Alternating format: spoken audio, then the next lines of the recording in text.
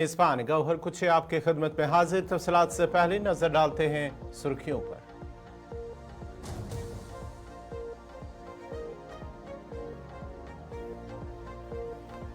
जम्मू कश्मीर में असम्बली इंतखाबात के लिए नेशनल कॉन्फ्रेंस और कांग्रेस के दरमियान कबल इंतखाबात इत्तेहाद कायम। डॉक्टर फारूक अब्दुल्ला CPI भी इत्तेहाद का हिस्सा। PDP और दीगर हम ख्याल जमातों के लिए दरवाज खुले। डॉक्टर फारूक अब्दुल्ला का बयान। तमाम 90 सीटों पर कांग्रेस के साथ कबल इंतखाबात इत्तेहाद होगा। जम्मू कश्मीर के लोगों की नुमाइंदगी और रियासती दर्जे की बहाली सबसे अहम। राहुल गांधी दफा 370 पर अपना मौक़िफ़ वाज़ेह करे।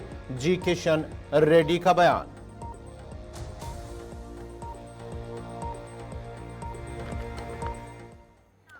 और पेश खबरों की तफसील। सबसे पहले बड़ी खबर और मरकज के ज़ेर इंतजाम इलाका लद्दाख से आ रही है। लेह के अंदर बड़ी खबर आ रही है इस वक्त, जहां पर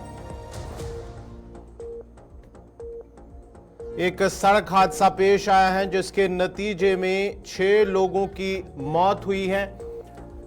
लेह से बड़ी खबर इस वक्त आ रही है जहां पर 6 लोगों की मौत जबकि 22 अफराद जख्मी हुए हैं।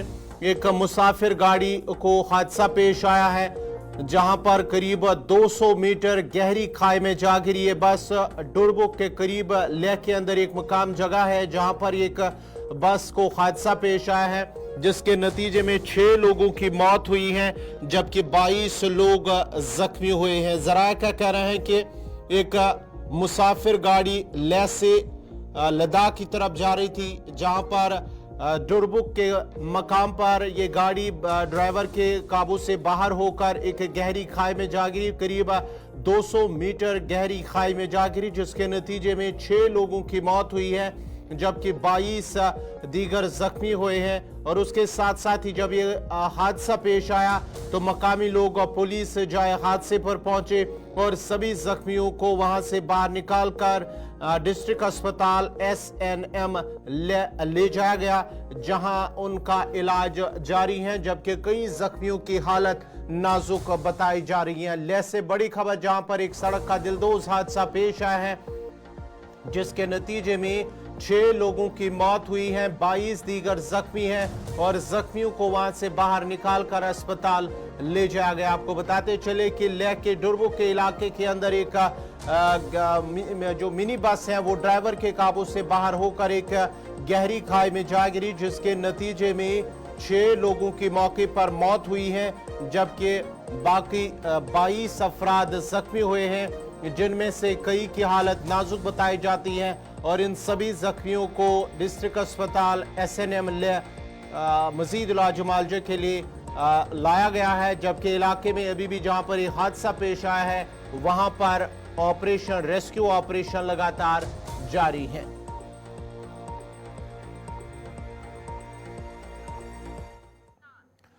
चलिए बढ़ते हैं आगे। बात जरा जम्मू कश्मीर की सियासत की करते हैं। बड़ी खबर इस वक्त सियासत के हवाले से आ रही है जहां पर श्रीनगर के अंदर अब कुछ ही देर पहले डॉक्टर फारूक अब्दुल्ला की जानिब से एक बड़ा बयान सामने आया जहां उन्होंने कहा है कि नेशनल कॉन्फ्रेंस और कांग्रेस के दरमियान तमाम 90 जो जम्मू कश्मीर की असेंबली सीटें हैं उस पर इत्तेहाद कायम हुआ और इस सिलसिले में उन्होंने प्रेस ब्रीफिंग के दौरान कहा कि कागजी काम आज रात तक फाइनल कर लिया जाएगा।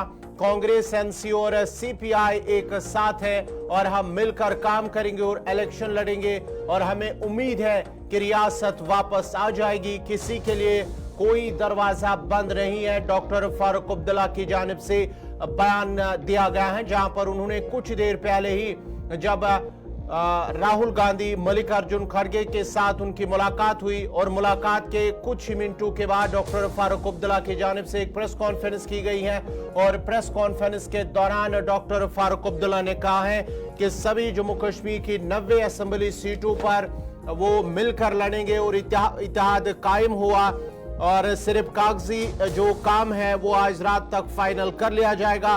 और साथ ही साथ डॉक्टर फारूक अब्दुल्ला ने कहा कि CPIM मोहम्मद यूसुफ तारिगामी उनके साथ है और साथ ही साथ डॉक्टर फारूक अब्दुल्ला को जब PDP के बारे में पूछा गया है कि क्या PDP भी इस इत्तेहाद का हिस्सा है तो डॉक्टर फारूक अब्दुल्ला की जानिब से कहा गया है कि अभी किसी के लिए दरवाजे बंद नहीं है बल्कि इलेक्शन लड़ेंगे, इलेक्शन के बाद हो सकता है किसी के साथ हो, लेकिन फिलहाल नेशनल कॉन्फ्रेंस कांग्रेस और सीपीआई के दरमियान इंतखाबात से पहले ही इत्तेहाद कायम हुआ। ये वो तस्वीरें हैं जब राहुल गांधी और मल्लिकार्जुन खड़गे जब वादी कश्मीर के वो दौरे पर आए थे कल, और आज कुछ ही मिनटों से कबल वो जम्मू के लिए रवाना हुए, लेकिन श्रीनगर के रिहाइशगाह जो सरकारी रिहाइशगाह है डॉक्टर फारूक अब्दुल्ला की गुपकार के अंदर, वहां पर पहुंचे, उनके साथ मीटिंग हुई है, मुलाकात हुई है और करीब 1 घंटे तक दोनों के दरमियान सरकारी रिहाइशगाह वाक़ा गुपकार पहुंचे, जहां उन्होंने फारूक अब्दुल्ला, उमर अब्दुल्ला के साथ मुलाकात की है।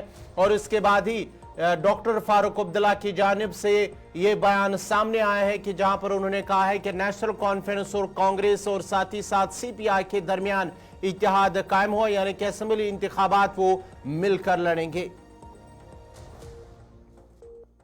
बहुत अच्छी मुलाकात हुई, कॉर्डियल एटमॉस्फेयर में मुलाकात हुई और जो अलायंस है वो ऑन ट्रैक है और इंशाअल्लाह ये बिल्कुल अच्छी तरह से अलायंस चलेगी। सीट्स का क्या हुआ है? सीट्स का भी बहुत अच्छा है। फाइनल हुआ है अलायंस, आपने बोला यहाँ फाइनल हो गया है, आज शाम को उस पर दस्तखत हो जाएंगे और ये सब आपके सामने आ जाएगा। सर ये पूरे 90 सीट्स पे अलायंस, पूरे 90 सीट्स पे अलायंस। देखिए, कांग्रेस और हम इकट्ठे हैं, हम तारिगामी साहब भी हमारे साथ हैं और मुझे उम्मीद है कि हमारे लोग हमारे साथ हैं, कि हम लोग बाहरी अक्सरियत से अल्लाह की मेहरबानी से जीत सकें और लोगों के लिए बेहतरी कर सकें। यहाँ के लोगों ने 10 साल, इतने भी साल हुकूमत नहीं थी, मुसीबतों का शिकार बने और हम उम्मीद करते हैं कि पूरी रियासत को बहाल किया जाएगा और पूरी ताकत से बहाल किया जाएगा। ये है हमारी कोशिश। मैंने आपसे कहा कि स्टेट हेड हम सबके लिए ज़रूरी है, इसका वादा है और ये स्टेट जो है इसने बहुत बुरे दिन देखे। अल्लाह करे कि सारे इख्तियारात स्टेट को मिले, इसके लिए हम उम्मीद करते हैं और उसके लिए हम हर तरफ से इंडियन अलायंस के साथ खड़े हैं। सर, क्या कोई कॉमन मिनिमम प्रोग्राम बनेगा अलायंस को लेकर? क्योंकि आप Farooq Abdullah fight Our common program is to fight election, to defeat the divisive forces that exist in the country. Go through the poll, then we will look into these things. Sir, आप No doors are closed for anyone. आपने हमारा कांग्रेस इसमें बताइए साहब, आपके सामने हमारा manifesto है, उसके बाद भी फिर ये सर सवाल वही पूछ रहा हूँ, कांग्रेस इसमें आपके साथ है? सुनिए, ये सवाल आप कांग्रेस से पूछिए। हमारा ये है और फर्स्ट ऑब्जेक्टिव हमारा ये है। सर, कितने सीट कांग्रेस को कितनी सीट्स मिली इस अलायंस में? वो नेशनल आप देख लेंगे, कोई ज़्यादा दूर नहीं, अभी कुछ दिन ठहर जाइए, पहला फेज आपके सामने आ जाएगा, फिर सेकंड फेज आ जाएगा, फिर थर्ड फेज। तो फेज वाइज आप रिलीज क्या सर, आप चुनाव लड़ रहे हैं? आप चुनाव लड़ रहे हैं? सर आपने कहा था कि आप अभी जो है रिटायर नहीं, आप सीएम बन सकते हैं, तो क्या वो हम देख सकते हैं आगे? देखिए, ये सवाल मत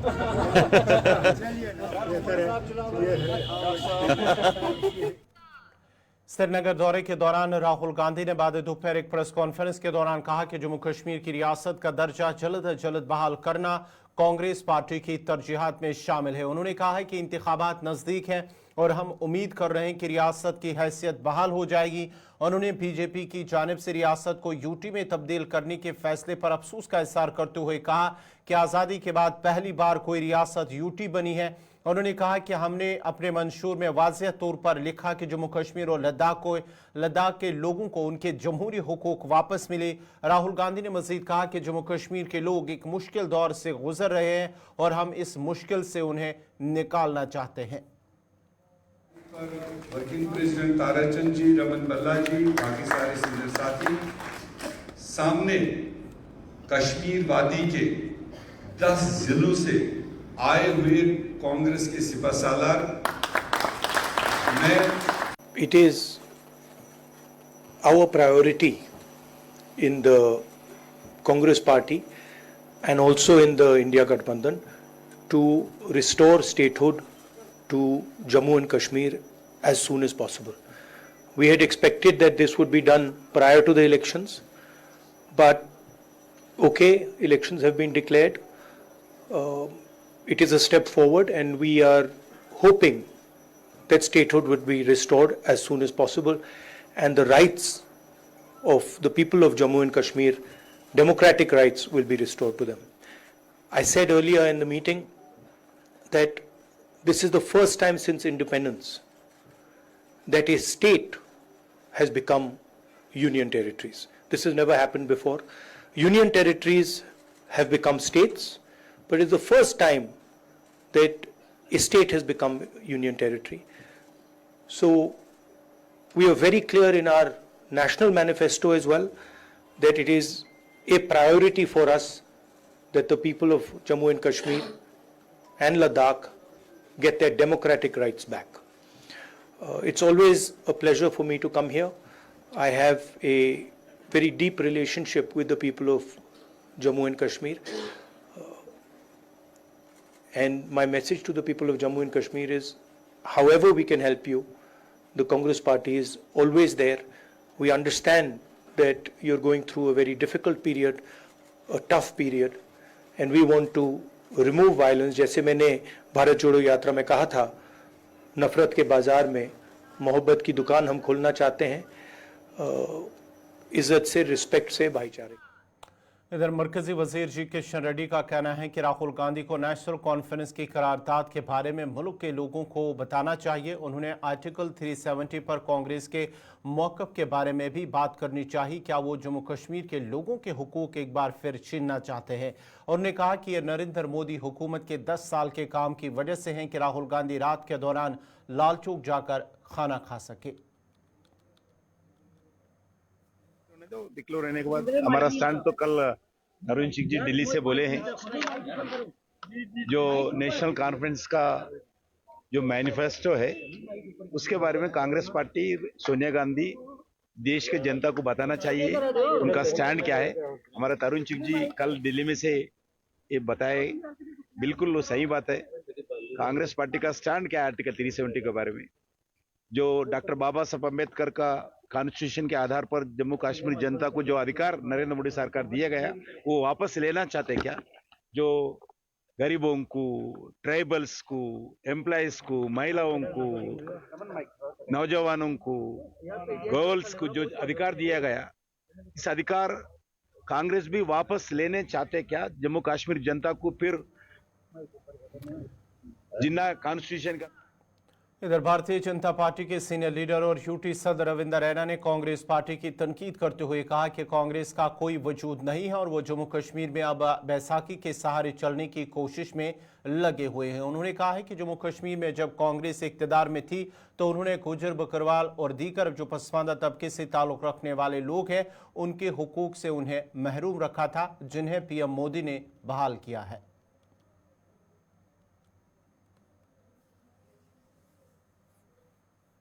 जी इस बात को बहुत अच्छे से जानते हैं कि पार्लियामेंट के इलेक्शंस में कांग्रेस पार्टी का बुरे तरीके से सफाया हुआ है।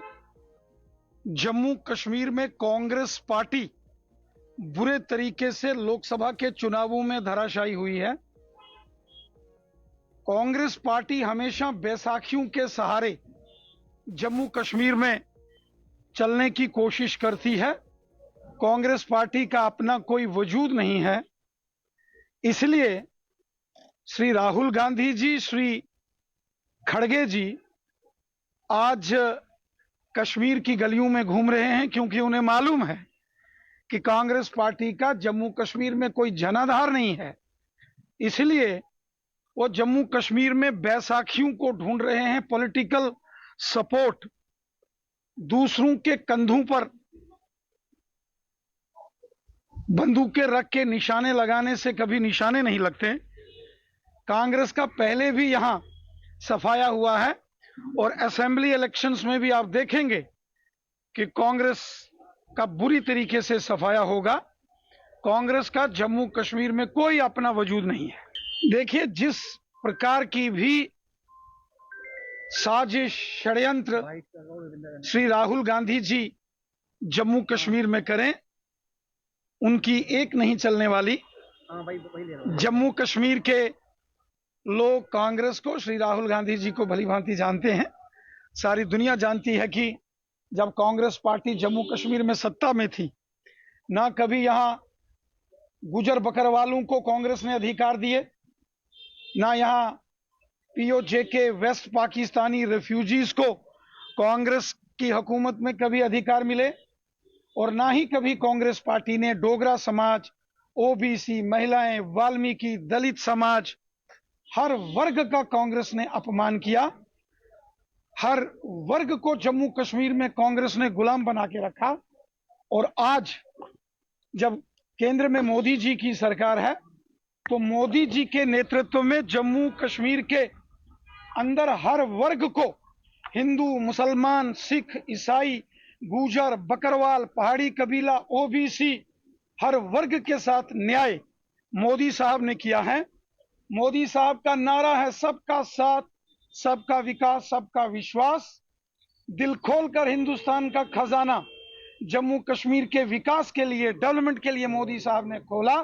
आज मोदी साहब के जो कोशिशें हैं, उसकी वजह से जम्मू कश्मीर में अमन, शांति और खुशहाली आई है। आज जम्मू कश्मीर में अमन और भाईचारा मजबूत हुआ है।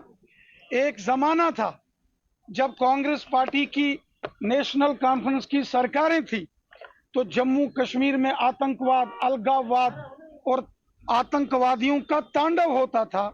परंतु आज अमन, शांति, खुशहाली और डेवलपमेंट है। ये सब मोदी साहब की देन है।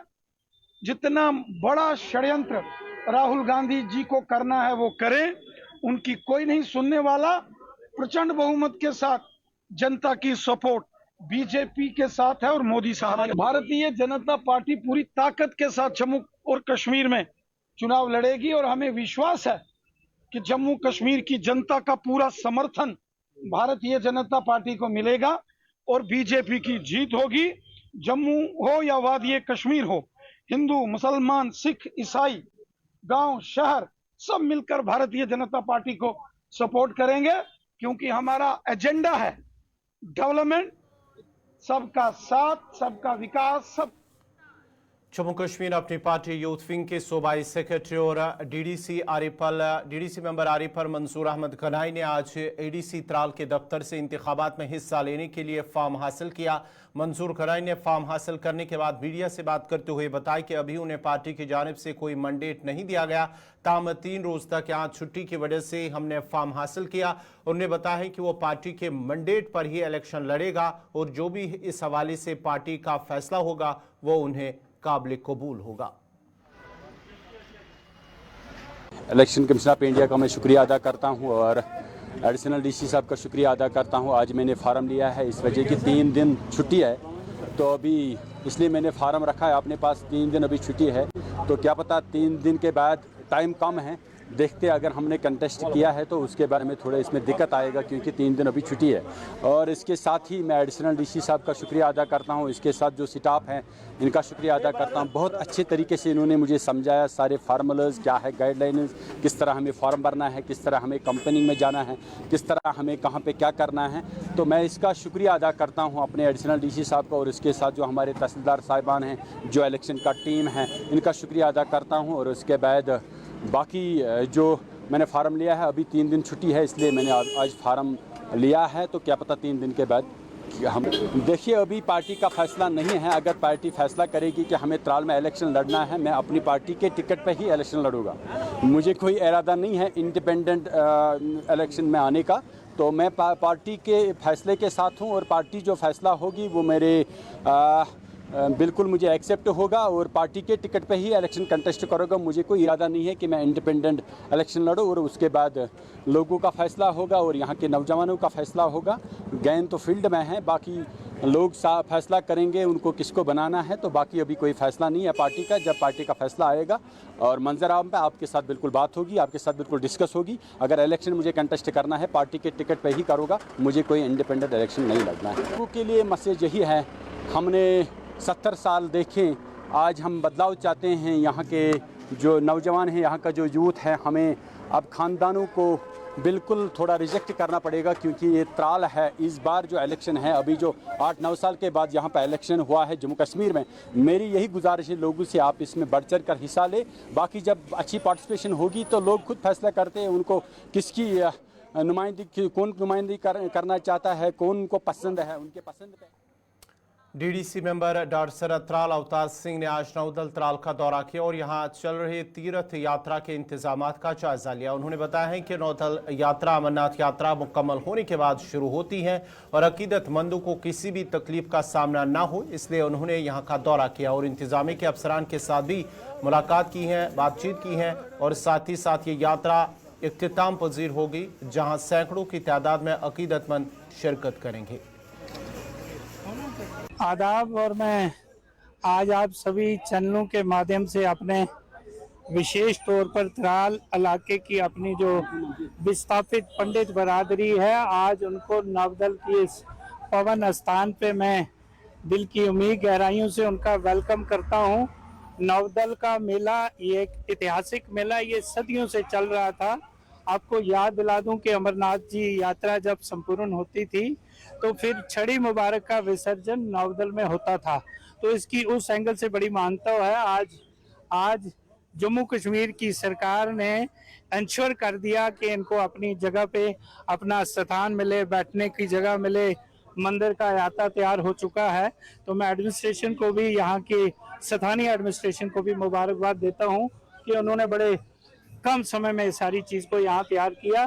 तो इनका यहाँ आना जम्मू कश्मीर की एकता का प्रतीक है। जम्मू कश्मीर में वो हिंदू मुस्लिम सिख इतिहाद वाला जो नारा था, आज मुझे लगता है त्राल में उसकी एक विशेष मिसाल देने को लगती है। जब आज हमारे इन यात्रियों को, जो हमारे भाई यहाँ से गए थे, आज उनके आगमन में, आज उनकी होस्ट मेजबानी यहाँ का कश्मीरी, यहाँ का त्राल का सिख, त्राल का मुसलमान बड़े जोश खरोश और बड़े जज्बे से कर रहा है।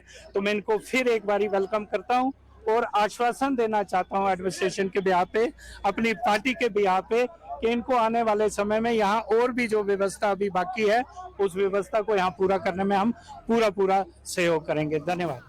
जम्मू कश्मीर में बेरोजगारी की बढ़ती हुई शरह में आज उस वक्त मजीद इजाफा देखने को मिला जब म्यूनिसिपल काउंसिल राजौरी में काम कर रहे आरजी मुलाजमीन को नौकरियों से निकाल दिया गया है, जिसके बाद ही उन मुलाजमीन ने दफ्तर के बाहर एहतजाज किया और इंसाफ का मुतालबा किया। ताहम मुतल्लिका हुकाम का कहना है कि जनरल एडमिनिस्ट्रेटिव डिपार्टमेंट की तरफ से हुक्मनामा जारी हुआ है, जिसमें लिखा गया है कि 2015 के बाद जो भी मुलाजिम को लगाया गया, उन्हें तैनात किया गया, वो गैर कानूनी है। देखिए, आज ये म्यूनसिपल काउंसिल राजौरी के अंदर जो है एक प्रोटेस्ट, पीसफुल प्रोटेस्ट जिसको कहते हैं, वो रखा गया था, क्योंकि यहाँ पे जो डेली विजर हैं जो 2015 के बाद जो यहाँ पे लगाए गए थे, सुनने के में आया है उनसे कि कल एक लेटर निकालते हैं जिसमें ये कहते हैं कि आप यहाँ से डिसएंगेज हो गए हो, आप घर चले जाओ। पिछले 2015 से जो ये काम कर रहे हैं यहाँ पे, आप मुझे ये बताएं, 10 साल हो गया इनको काम करते हुए, आज इनको ये बोला जाता है कि आप घर चले जाओ। ये नाइंसाफी है, ये गलत बात है, क्योंकि ये कोई किसी फेक जो है ऑर्डर नहीं हुए। ये डायरेक्टर साहब ने ये जो ऑर्डर किए हुए थे, डायरेक्टर ने प्रॉपर तरीके से इसकी इन्वेस्टिगेशन होके, सारा कुछ होके जो है ये लगाए गए थे।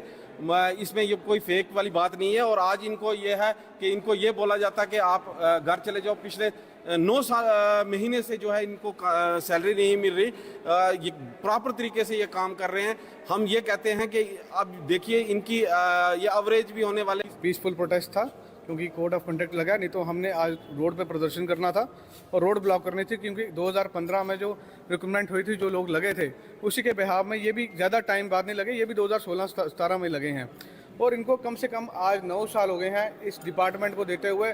मुझे शर्म आती है इस डिपार्टमेंट को municipality council of India Rajouri कहने पे, क्योंकि 9 साल लगने अपना टाइम देने के बाद इन लोगों को आज टाइम पे यूज़ करके आज इनको कहा जाता है कि आपको टर्मिनेट किया जाता है। तो मैं म्यूनसिपैलिटी के डायरेक्टर साहब को बोलना चाहता हूँ कि आप अपनी गहरी नींद से जागें। आपने 9 साल किसी के वेस्ट किए हैं, किसी की फैमिली के टाइम स्पाइल किया है। इसमें कई विडो लेडीज़ भी हैं, उनका घर कैसे चलेगा, उनका कारोबार कैसे चलेगा, उनके बच्चे हैं, उनके खाना जो हर चीज़ का जो आज की डेट में आप देखें, एक तो महंगाई इतनी रेट पे चल रही है और 9 महीने से इनकी सैलरी बंद है। सबसे पहले तो मैं आपको ये बताना चाहता हूँ कि जनवरी में ये ऑर्डर आया था डायरेक्टर साहब का, जिसमें उन्होंने ये कहा था कि 2015 के बाद जितने भी एम्प्लॉयज़ हैं उनको डिसंगेज किया जाए, और अगर उनको आप लगाना भी चाहते हो तो जम के थ्रू लगाओ। ठीक है, हम जम में जाके कल ये हमें बोलेंगे 1 महीने के बाद जी हमें इनकी ज़रूरत नहीं है, हम तो सीधे सीधे बाहर हो गए। ठीक है, 2015 के बाद ये जो ऑर्डर है ना, ये इससे पहले 1995 से आना शुरू हुए थे। ठीक है, 1995 में भी ऐसे ही ऑर्डर आए कि मतलब कोई भी ऐसे मतलब कि डेपुटेशन नहीं होगी। फिर 1995 के बाद 2010 में, 2015 में, ठीक है, 2015 के बाद अब ये आ रहा है 2024 में, और 2024 के बाद से जब ये ऑर्डर आया हुआ है, तब से जनवरी में ये ऑर्डर आया था, तब से लेके अभी तक स्टिल हम पूरा काम कर रहे हैं, हमसे पूरा काम लिया जा रहा है। ठीक है, अभी तक हमें सैलरी नहीं दे रही। यहाँ पे कुछ मैडम्स ऐसी हैं जिनका सर्कुलर जो है वो सिर्फ इसी पे ही चल रहा है और बहुत दूर से। नाज़रीन, इसी के साथ ही खबरनामा इख्तिताम पज़ीर हुआ चाहता है। आप गुलिस्तान न्यूज़ देखते रहिए। गुलिस्तान न्यूज़ पर अगला बुलेटिन कश्मीरी खबरनामा साहिल अमीन के साथ। मुझे दीजिए इजाज़त। अल्लाह हाफ़िज़।